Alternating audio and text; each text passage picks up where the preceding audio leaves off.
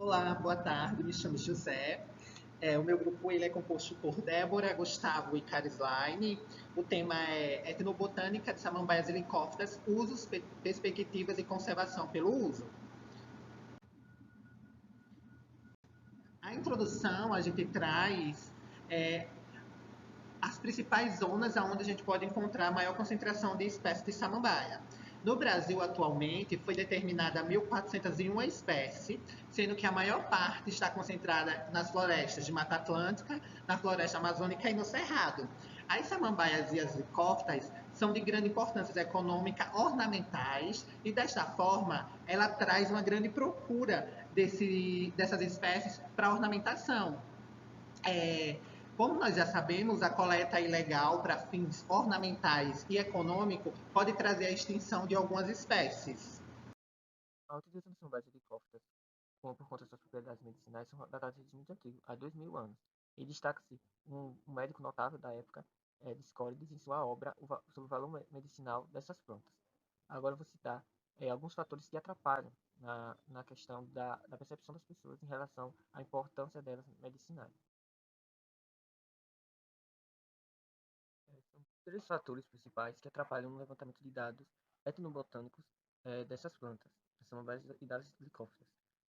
O primeiro fator deles é o fator das metodologias que são inadequadas para esse grupo. As metodologias empregadas não fazem com que haja informações adequadas sobre esse grupo. Isso atrapalha o levantamento de dados sobre a questão medicinal.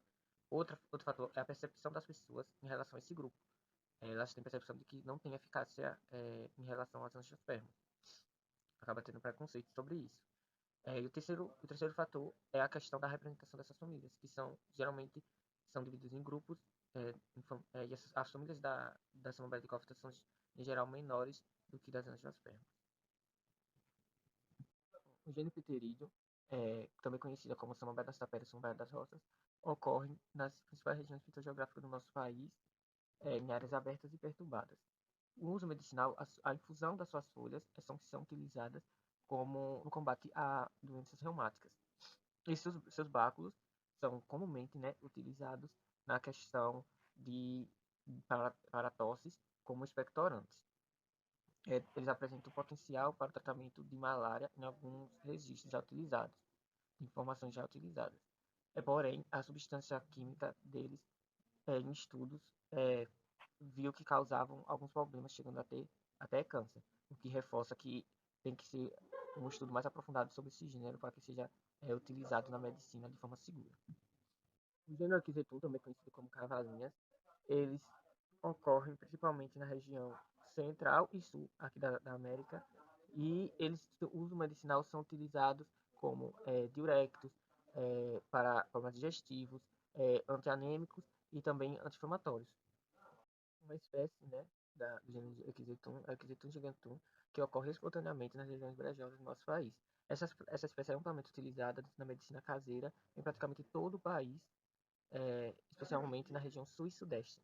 As hastes são utilizadas como forma de chá, como diuréticas, cicatrizantes, adstringentes, anti-inflamatórias e empregadas também em tratamentos de infecções nos rins e na bexiga. Há também a utilização dele na forma externa, que é utilizada como tinturas para tratar fraturas ósseas. Mas, porém, já foi diagnosticado por conta de sua substância química sintomas muito agressivos em gados, chegando a gerar o aborto em alguns deles. E tais fatores colaboram para que haja estudos que visem validar mais a eficácia e a segurança quanto a esse uso no emprego medicinal popular. O bode de Cumã é uma espécie de hábito epífito e ocorre principalmente nas regiões da Mata Atlântica, Cerrado, Amazônia e Pantanal do nosso Brasil.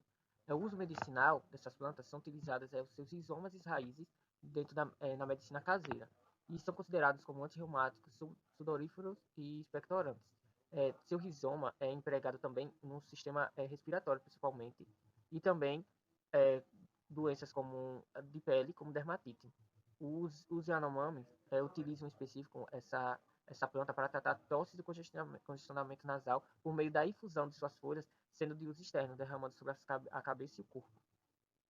A micrograma vaccinifolia é da família Polypodiaceae e é uma espécie epífita repitante.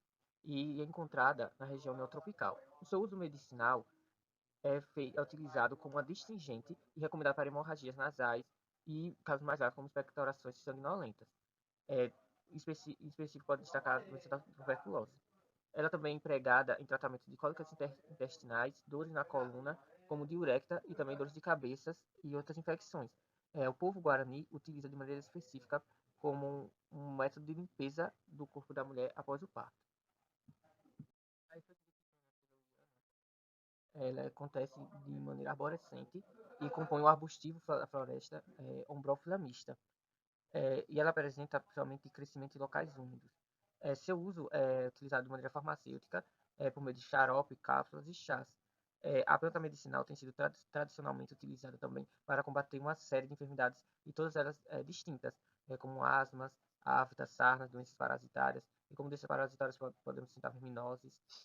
Os agricultores pecuaristas da Serra Catarinense mostram que o molho do xaxim para tratar o reumatismo, e as folhas possuem também propriedade anti-inflamatória, e todas elas comprovadas. A possibilidade de tratamento do sistema respiratório é principalmente comprovada por conta do Brasil também já tem uma patente sobre essa planta, que é conhecida popularmente como xaxim, xaximbúgio e xaxim verdadeiro. Agora, partimos um pouco para a questão do uso alimentar de samambaias e licófilas. Bom, entre as principais espécies utilizadas para alimentação está a pterídeo, que é uma espécie que apresenta uma distribuição mundial, mas que, no entanto, o seu uso alimentício ele é bastante controverso, porque essa planta ela apresenta princípios tóxicos na sua forma ativa, em todas as suas partes. O broto ele é a porção mais tóxica, e o rizoma, a parte que possui maior atividade carcinogênica. Essa espécie também ela está associada à invasão e também à intoxicação de bovinos na região sul. Partindo para a questão humana, essa espécie ela é consumida no estado de Minas Gerais. Geralmente os restaurantes oferecem os báculos e os brotos dessa espécie, mas antes de oferecer, eles fazem as 7 fervuras para poder eliminar esses princípios tóxicos. Outra espécie, agora utilizada para alimentação, está a Pecoma pectinatiformis, que no Brasil é encontrada nas regiões Sudeste e Sul. Ela é conhecida como samambaia doce pelo sabor doce das suas folhas. Geralmente as folhas são utilizadas como adoçante, também são consumidas cruas e trituradas para misturar com chás. Uma questão bastante importante é que essa planta ela contém flavonoides e saponinas, que são princípios antioxidantes, né, que oferecem inúmeros benefícios para a saúde humana. Dicksonia saloriana é outra espécie de planta utilizada para alimentação. Geralmente ela é conhecida como xaxim, ela é nativa da Mata Atlântica e América Central. E no Brasil, o seu cálice ele é a parte da planta que é utilizada para a fabricação de biscoito. Uso ornamental das plantas vasculares em sementes. A grande procura de espécies de samambaias é muito grande, porque o paisagismo atual traz essas plantas como elementos fundamentais para que possa ser formado paisagismo. Então, as samambaias e as licófitas, elas são de grande importância ornamentais e de grande importância econômica, já que na maioria das vezes a gente encontra algumas espécies sendo vendidas ilegalmente. A procura e a coleta ilegal dessas samambaias pode levar à extinção de algumas espécies. Aqui eu trago alguns exemplos, como o xaxim, que é uma samambaia gigante. Um gênero de aciata eu também trago, pois é uma planta de uma grande beleza e também é utilizada para ornamentações. E aqui eu trago o gênero Quatsério, que é um gênero muito bonito também, que é uma samambaia epífita e que também tem uma grande procura por alguns colecionadores. Bom, eu vou falar um pouco sobre os outros usos que podem ser feitos a partir da samambaia. Começando no período carbonífero, quando as samambaias elas faziam parte da paisagem dos pântanos, as samambaias arbóreas, principalmente da ordem Leptodrenalis. Essas samambaias elas vão acabar sendo extintas e soterradas.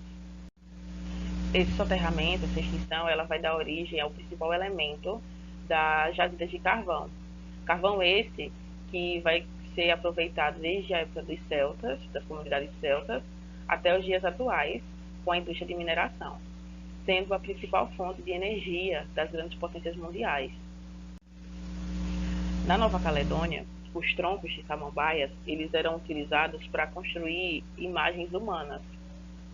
Essas imagens faziam parte de rituais de elevação, tanto no quesito espiritual quanto no quesito social dentro da comunidade, uma ascensão social dentro da comunidade da Nova Caledônia. Aqui na América do Sul, algumas tribos indígenas elas utilizavam a espécie Xizaya flambello como uma troca, como um símbolo de paz. Então, as comunidades elas entravam em pequenas guerras, pequenas batalhas, e elas utilizavam essa espécie, essa troca da espécie, para simbolizar a paz entre as tribos. Então, alguns outros usos que podem ser feitos a partir da samambaia, a gente tem a Dicksonia seloviana, que era utilizada pelos guaranis na construção de casa. Eles usavam, por exemplo, as folhas para fazerem os telhados de suas casas. Na bacia do Javari também era utilizada essa planta, principalmente em rituais espirituais. Nos dias atuais, em Santa Catarina, ainda se utiliza na construção de cercas, de muros, na fabricação de vasos para orquídeas. E a gente tem a salvinha auriculata. Ela é uma planta utilizada em lagos e em aquários. E ela serve como um biofertilizante e ela é capaz de remover metais pesados e é muito eficiente em remover agentes poluentes em águas que ficam perto de indústrias. Bom, e falando um pouco sobre a perspectiva de conservação pelo uso, a gente tem no Brasil, né, uma grande biodiversidade que vem sendo explorada há vários anos. Essa biodiversidade ela deriva boa parte da economia de comunidades, né, que vivem ao redor, com o extrativismo. E esse extrativismo sem orientação, ele causa impactos negativos nesses locais. Porém, com o processo de orientação das comunidades, com incentivo à preservação, as comunidades elas podem utilizar, né, dessa biodiversidade, dos elementos da natureza, afetando positivamente esses ambientes. Um exemplo que a gente tem é do Rio Grande do Sul, com o extrativismo da Rurá adiantiformes, né, a samambaia preta, conhecida como samambaia preta, ela que é fonte de renda de agricultores da região, e os estudos mostraram que a ação antrópica, né, a ação das pessoas, não afeta negativamente o ambiente. Então, assim, eles proporam uma regulamentação e auxiliando na criação de políticas públicas para essa atividade. Outra espécie que apresenta um grande potencial de uso e também de conservação é a Dicksonia seloviana, que inclusive em estudos recentes tem demonstrado que ela se destaca pelo seu potencial como inseticida e também no uso ornamental.